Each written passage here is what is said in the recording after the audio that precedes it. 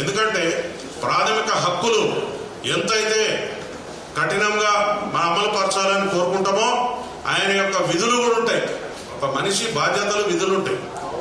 Layman చదువు రాని వాడు, ఈ సమాజంలో ఎటువంటి ప్రాతినిధ్యం లేనివాడు, నాకు ఈ చట్టాల గురించి తెలియదంటే నడుస్తుంది. కానీ నువ్వు సెలబ్రిటీగా ఉండి నువ్వు కొన్ని వ్యవస్థలను శాసించే పరిస్థితిలో ఉండి నువ్వు తిరగబడే పరిస్థితిలో ఉండి నాకు చట్టం తెలియదు, నేను వెళ్తా, నేను ఉంటా అంటే ఇట్ ఈస్ నాట్ కరెక్ట్.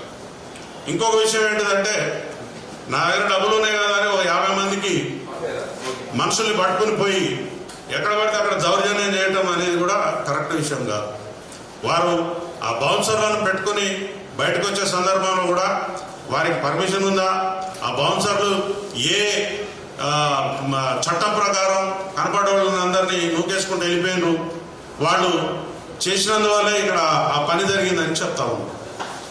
ఒక వ్యక్తి మరణిస్తే కనీసం తోల వేయడం ఆ దగ్గరుండి ఏం జరిగిందని కనీసం 1 నిమిషం ఆగి వెళ్తారు. చిన్న యాక్సిడెంట్ అయితే, ఒక కుక్క పిల్ల చనిపోతే, లేకపోతే ఒక పశువు చనిపోతేనే మనం ఆగి దాని గురించి తెలుసుకుంటాం.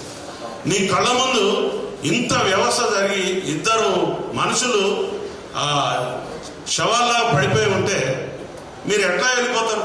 సామాజిక బాధ్యత మీకుందా? సామాజిక స్పృహ మీకున్నదా?